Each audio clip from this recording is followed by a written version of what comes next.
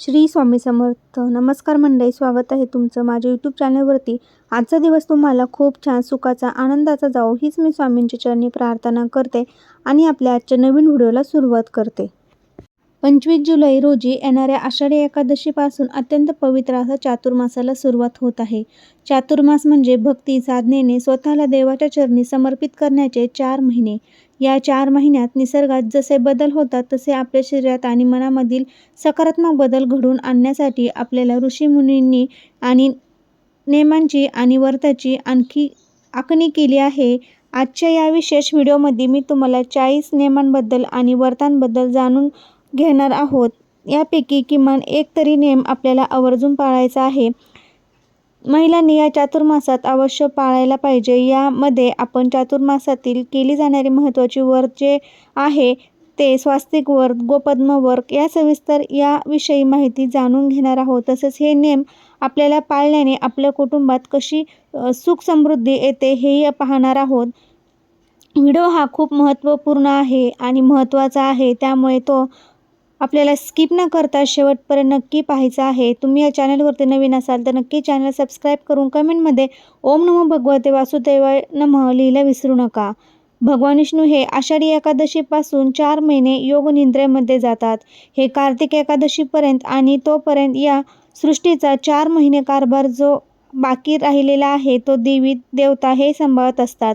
चातुर्मास हा काळ आरोग्याच्या दृष्टीने आणि आध्यात्मिक उन्नतीच्या दृष्टीने अत्यंत महत्त्वाचा मानला जातो. या काळात महिलांवर घरातील मोठी जबाबदारी असते, यामुळे त्यांनी केलेले व्रत संपूर्ण कुटुंबाला लाभ देते. आपल्याला या 40 नियमांपैकी पहिला आणि अत्यंत प्रभावी नियम म्हणजे चातुर्मासाच्या 4 महिन्यात रोज सकाळी किंवा संध्याकाळी घरासमोर किंवा अंगणामध्ये तुळशीसमोर हळदीने स्वास्तिक काढावे आणि तेथे दिवा लावावा. हळदीचे स्वास्तिक हे माता लक्ष्मीला अत्यंत प्रिय आहे. यामुळे घरात नकारात्मक ऊर्जा प्रवेश करत नाही आणि घरात अखंड लक्ष्मीचा वास राहतो. दुसरा महत्त्वाचा नेम म्हणजे या 4 महिन्यांमध्ये दररोज भगवान शिवशंकरांच्या पिंडीवर शुद्ध दुधाने अभिषेक करावा. जर रोज शक्य नसेल तर किमान चातुर्मासातील प्रत्येक सोमवारी आणि प्रदोषाला दुधाचा अभिषेक अवश्य करावा. पिंडीवर दुधाचा अभिषेक केल्याने घरातील सदस्यांचे आरोग्य उत्तम राहते आणि मानसिक शांती लाभते आणि भगवान भोलेनाथांच्या कृपेने सर्व संकटे दूर होतात. आता आपण चातुर्मासात महिलांनी आवर्जून करावयाच्या 2 अत्यंत महत्त्वाच्या व्रतांबद्दल जाणून घेणार आहोत.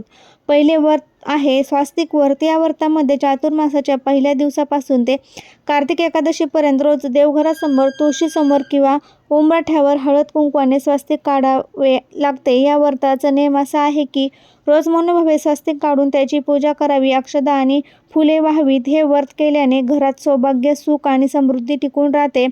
दुसरे अत्यंत लोकप्रिय आणि फलदायी व्रत म्हणजे गोपद्म व्रत.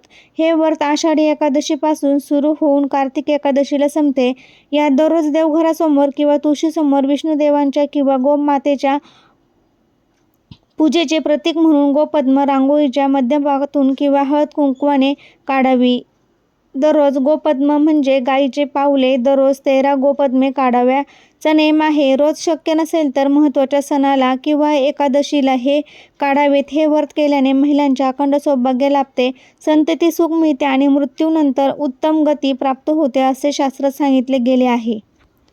चातुर्मासात हे व्रत केल्याने मनाला प्रचंड सकारात्मकता मिळते. चला तर मग आता जाणून घेऊया चातुर्मासातील हे 40 कोणते नेम आहे ते आपण सविस्तर बघणार आहोत. यातील कोणताही एक किंवा शक्य तितके नेम तुम्ही तुमच्या क्षमतेनुसार पाळू शकतात. त्यातील तिसरा नेम म्हणजे या 4 महिन्यातील रोज सकाळी लवकर उठणे म्हणजे सूर्योदयापूर्वी उठण्याची सवय लावावी. चौथा नेम रोज सकाळी स्नान केल्यावर सूर्याला तांब्याच्या कलशातील अर्घ्य अर्पण म्हणजे पाणी द्यावे. 5वा नेम म्हणजे चातुर्मासात दररोज किमान 10 ते 15 मिनिट ओम नमो भगवते वासुदेवाय नमः किंवा ओम तुमच्या कुलदेवतेच्या मंत्राचा जप करावा. 6वा नेम म्हणजे या काळात अन्नाचा कणही वाया घालू नये, ताटात अन्न सोडू नये.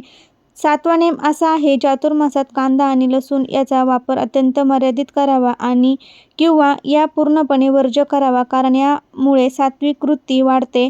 आणि 8वा नेम असा आहे पहिल्या महिन्यात श्रावण पालेभाज्या खाणे टाळावे, कारण पावसाळ्यात या आरोग्यासाठी चांगल्या नसतात. 9वा नेम असा आहे की दुसऱ्या महिन्यात म्हणजे भाद्रपद दही खाणे वर्ज्य करावे. 10वा नेम असा आहे की 3ऱ्या महिन्यात म्हणजे अश्विनात दूध पिणे टाळावे किंवा कमी करावे.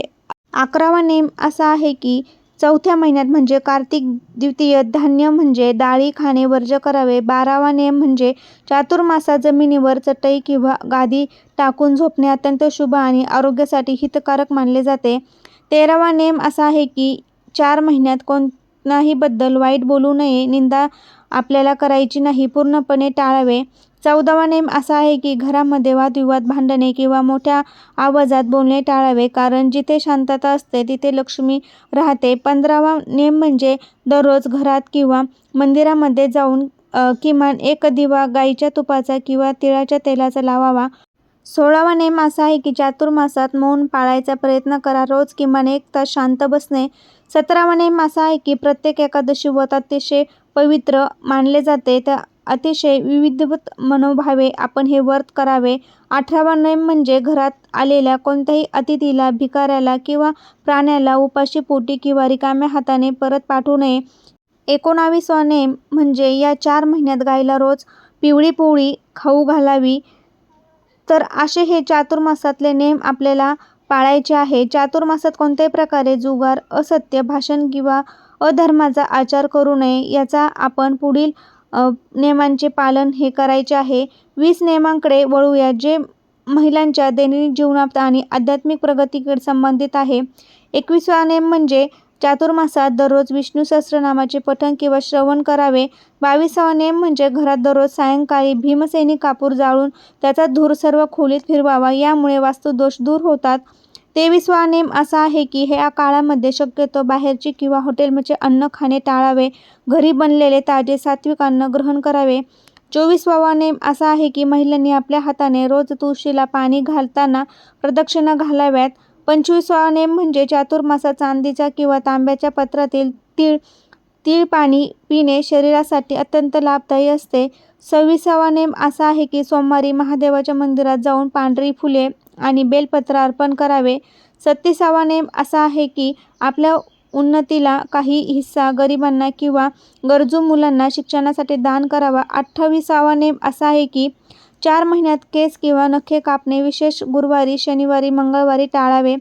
29वा नेम असा आहे की दर गुरुवारी भगवान श्री हरिविष्णू आणि बृहस्पती देवाची पूजा करून चण्याची डाळ, गूळ दान करावं. तर असा हे नेम आहे. तर 30वा नेम असा आहे की चातुर्मासात कोणत्याही नदीत किंवा पवित्र जलाशयात स्नान करण्याची संधी मिळाल्यास ती सोडू नये. 31वा नेम म्हणजे मनात कोणत्याबद्दल मत्सक दोष किंवा राग ठेवू नका किंवा कुणालाही अपशब्द बोलू नका. हा नेम आपल्याला पाळायचा आहे. 32वा नेम असा आहे की आपल्या घरात रोज सकाळी किंवा संध्याकाळी घंटानाद आणि शंखनाद करावा. यामुळे घरातील नकारात्मकता नष्ट होत असते. तर 33वा नेम म्हणजे चातुर्मासात रात्रीचे जेवण अत्यंत हलके आणि सूर्यास्तानंतर लवकर करावे. 34वा नेम म्हणजे दर शनिवारी शनीच्या किंवा मारुतीच्या मंदिरात जाऊन तिळाच्या तेलाचा दिवा लावावा आणि काळे तीळ अर्पण करावे. 35वा नेम असा आहे की घरात नेहमी सुवासिक वातावरण ठेवावे. यासाठी अगरबत्ती किंवा धुपाचा वापर करावा. 36वा नेम म्हणजे चातुर्मासाच्या काळात कोणत्याही झाडाची पाने किंवा फुले विनाकारण तोडू नये. 37वा नेम म्हणजे भगवद्गीतेतील गीतेचे किमान एक तरी अध्याय किंवा काही श्लोक वाचण्याची सवय लावावी. 38वा नेम म्हणजे घरातील वयस्कर व्यक्तीने सासू-सासऱ्यांचे आशीर्वाद रोज सकाळी उठल्यावर घ्यावे. 39वा नेम म्हणजे या 4 महिन्यात वासनेवर नियंत्रण ठेवून ब्रह्मचर्याचे पालन करावयाचे आहे. हे नेम आपल्याला कार्तिक एकादशी चातुर्मासाची समाप्ती होताना आपल्या क्षमतेनुसार ब्राह्मण भोजन द्यावे किंवा अन्नदान करून ब्रह्मव्रताचे उद्यापन करावे. आता तुमच्या मनात विचार आला असेल की नियम किंवा व्रत केल्यामुळे नक्कीच काय फायदे होतात.